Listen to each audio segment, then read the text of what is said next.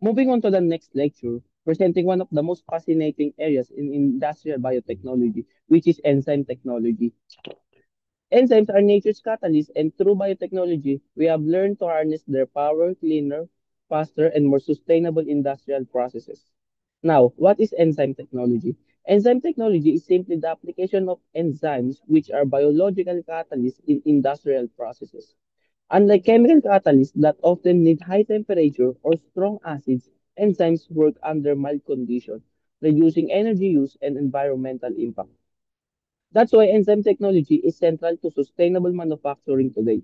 Next, production and immobilization. Industrial enzymes are mainly produced through microbial fermentation using bacteria or fungi in large bioreactors. To make them reusable and more stable, enzymes are often immobilized, for example, trapped in gates or bound to solid supports.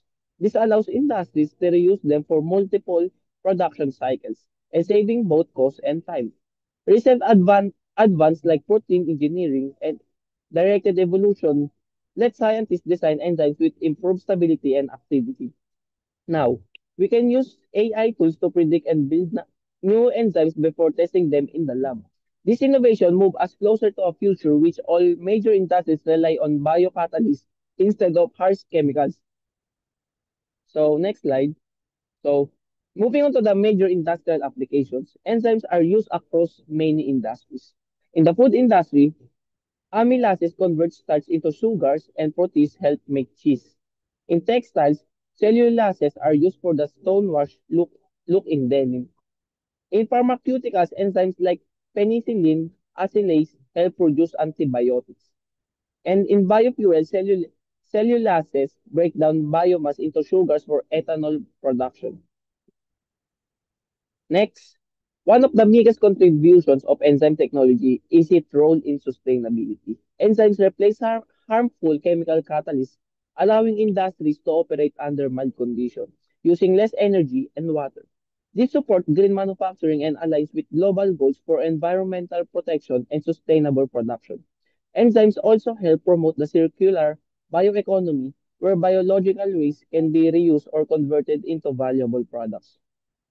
Despite their many advantages, industrial enzymes application face rebuild challenge. Production and purification can still be expensive, especially for highly specific enzymes.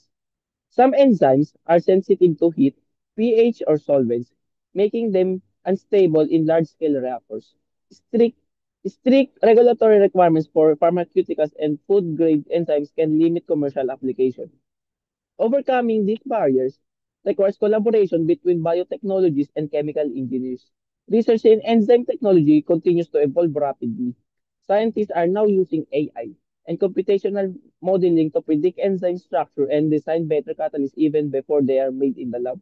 There, there is also exciting work on nanobiocatalysts where enzymes are combined with nanoparticles to increase surface area and performance. Newer techniques in synthetic biology and CRISPR gene editing allow us to create customized microbes that can produce multiple enzymes in one system, improving yield and efficiency. Now, to wrap up this presentation, enzyme technology is more than just a scientific tool. It's a bridge between biology and chemical engineering. It transforms how we produce energy, treat waste, manufacturing medicines, and process food. With continuous innovation, enzyme-based processes will play a vital role in building a greener, more efficient, and a more sustainable future. As of now, Marcus will be the one who will discuss the next lecture, which is biofuels and bioproducts. Thank you.